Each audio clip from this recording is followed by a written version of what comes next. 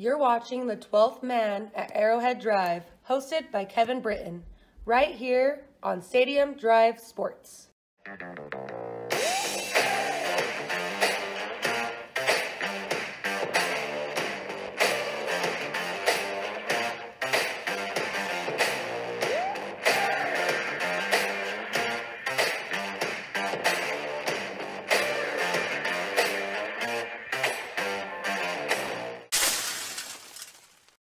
What's going on, everybody? Welcome to the 12th Man at Arrowhead Drive. If you're new to the channel, I am your host, Kevin Britton, bringing you all of your Chiefs content every Sunday and every Wednesday here on Stadium Drive Sports. So be sure to subscribe. If you do like the content as you watch, make sure you click that like button as well. That'll help that get out to more Chiefs fans, and we continue to build the 12th Man fam right here. So today I wanted to talk a little bit about the upcoming draft.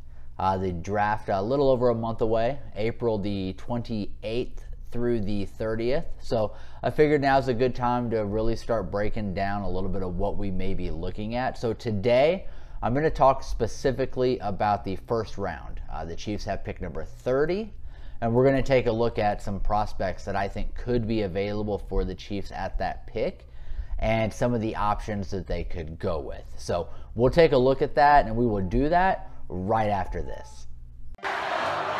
Welcome, Royals Empire. You now have an informative, interactive show made right here in Kansas City and made just for the Royals fans. Hosted by me, Sean Barr. Let me take you down the Royal way as you indulge yourself with some great Royals coverage along with coverage around the league, plus a variety of fun segments. Might even learn a thing or two, even for the avid fan. Come join me. This is the Royal Way, only here on Stadium Drive Sports. All right, guys, let's go ahead and hop right into it here today. So we're going to start by talking about, I have 4 different positions that I think the Chiefs could potentially go in the first round. Wide receiver, defensive end, cornerback, and defensive tackle. So let's start by taking a look at the defensive tackle position. I have 2 players that I think could potentially be available at 30 for the Chiefs if all falls right. Who are options that they could be looking at? The first one is the least likely to fall to us at 30, but I do think it is a possibility, and that is Devonte Wyatt out of Georgia. So Wyatt stands 6'2", 304 pounds. He's got very active hands during his rush, which could be something that really bodes well on those passing downs. A lot like Chris Jones, if he doesn't get to the quarterback, he's got his hands up active in those passing lanes to help get those deflections. And he is a type of guy that can push the pocket from the middle, which can really help our edge players. And he's stout against the run, so we're not going to lose anything against the run with Devonte Wyatt. The other guy is Perion Winfrey out of Oklahoma. Now, I have Winfrey graded as more of a beginning of the second round, but obviously with that being said, you can't take him off the possibility of the Chiefs drafting him with pick 30 at the end of the first round. But Winfrey, 6'3", 290 pounds. He has explosive get off. He's able to get off the line very quickly. And he's twitchy for his size. For being almost 300 pounds, he's got some quickness to him. And he can play multiple spots on the line as well. So I've talked about the possibility of the Chiefs, their base possibly moving into a 3-4 in the coming years. He's the type of guy that could play all along the line in a 3-4. So we could use him at defensive tackle during a 4-3.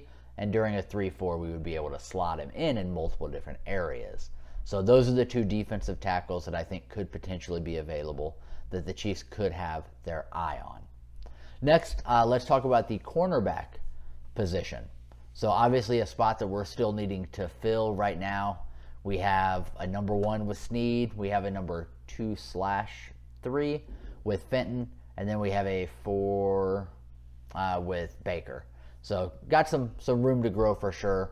I got 3 guys on the list that could be available for us here that the Chiefs could look at. The first one, Kaiir Elam out of Florida. So Elam is 6'1", 191 pounds. plays with good speed. He's got agility and he's got length. He kind of checks all the boxes for what the Chiefs typically look for in a cornerback.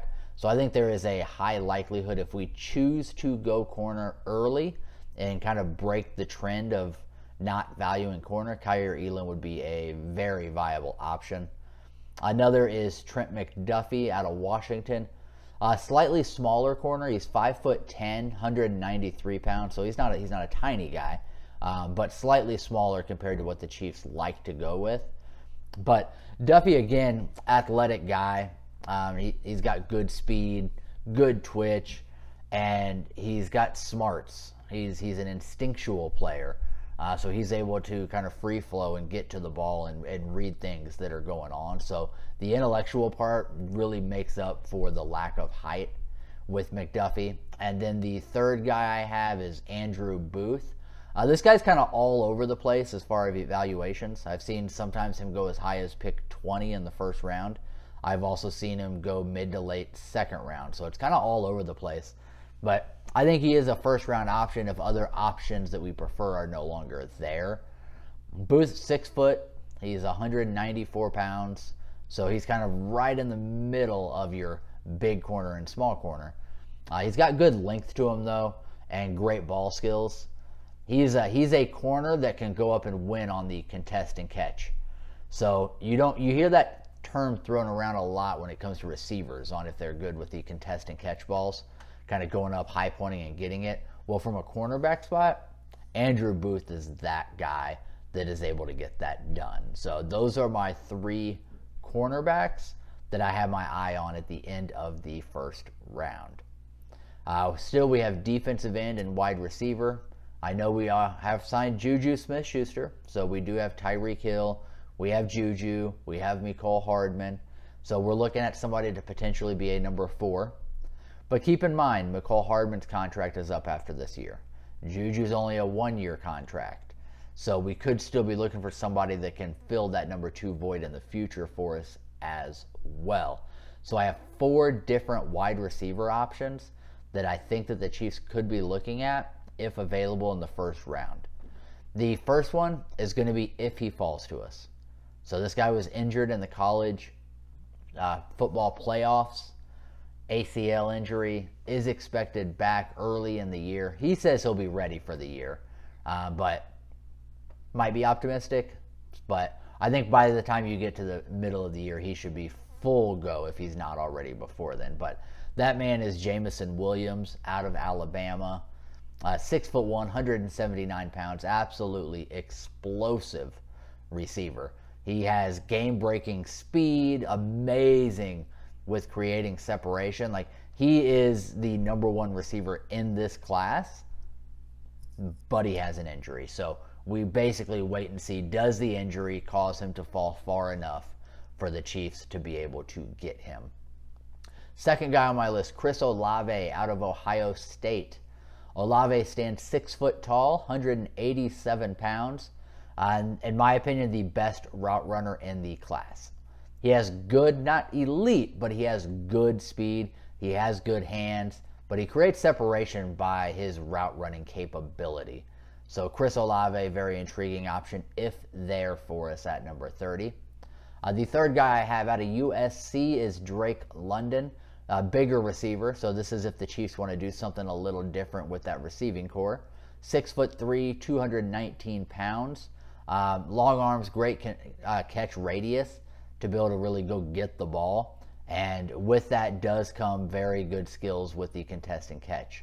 So he is able to high point the ball. He's able to go up and compete against cornerbacks to come down with it. So nice, solid, larger receiver that still has a little bit of athleticism to him as well.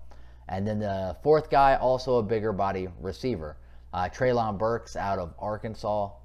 He's 6'2", 225 pounds. Again, very good with the contest and catch. Typically, you're either going to be really fast or really good with the contest and catch. That's how you make it in the NFL. Or just have great route running. But the thing about Burks, not only is he a bigger receiver that's able to go get the ball, but he is a very willing and able blocker as well. So if we do want to utilize the run game, utilize Mecole Hardman in the screen game, we can do those types of things to Treylon Burks' side. And it's kind of like having a smaller tight end out in front that's kind of helping with the blocking that goes on those plays. So those are my 4 receivers. And then lastly, let's take a look at defensive end. In my opinion, the largest need for this team. And I have 4 players that could potentially be available for the Chiefs at pick 30. The first one, again, we come back to the injuries like we talked about with Jamison Williams. David Ojabo out of Michigan. He originally was touted as being a top 10, top 15 type of talent, but he did get hurt at his pro day. Achilles tendon injury, so he is expected to be out 6 to 10 months. So again, you're betting on the upside here with David Ojabo, and how would he be doing for you year 2? You may get some contribution out of him year 1, but I wouldn't set the bar too high. This is much more of a future pick. But Ojabo is 6'4". He's 250 pounds. Great length, explosiveness off the line. He's got good bend.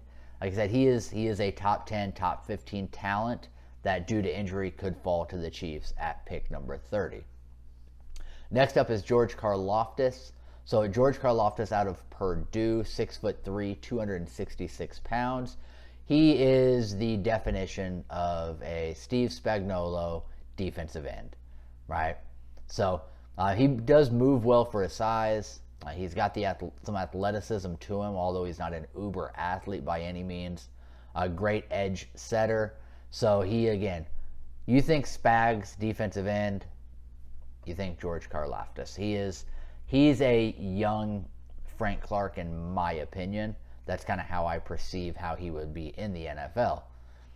Next up, Boye Mafe out of Minnesota. So Mafe is 6'3", 261. So again, he's got that size that Spags looks for, but he's also got a speed combo with him as well. So Mafe's got a lot more athleticism than Karlaftis. And I think Mafe is the type that he can play the 4-3 end, but he could also potentially play in the 3-4 as an outside linebacker, or even bulk up a little bit and play on the end of a 3-4. So he would be able to provide a little bit of flexibility in the future, but impact in the immediate present. And then the last guy on the list I have is Cameron Thomas out of San Diego State. So Cam Thomas is 6'4", 267 pounds, strong edge setter, but he has sneaky athleticism. So again, Spags typically, he looks for guys that are 255 pounds and up that can set the edge but have some athleticism to them. That is kind of the definition of a Spags defensive end. Cameron Thomas fits that as well, but I think he has a little more athleticism than on what I typically think of when I think of a Spags defensive end. So those are my 4 defensive ends that I think could be there and available to the Chiefs at pick number 30. So leave a comment down below, guys. Let me know what you guys think. Obviously, I left off people that I just don't expect to be available for us at number 30. And also left off guys that I wouldn't take at number 30. I would want to wait until the end of the second round. But leave a comment down below. Let me know which position of these 4 you think the Chiefs should look. Wide receiver, defensive end, cornerback, defensive tackle. Let me know what position you think they should look and what prospect you have your eye on. Which prospect you're rooting for the Chiefs to draft. Again, subscribe, like, leave a comment down below. I'd greatly appreciate it. And be sure to tune in every Sunday and Wednesday for all your Chiefs content right here on Stadium Drive Sports. My name is Kevin. Again, appreciate you tuning in. Till next time.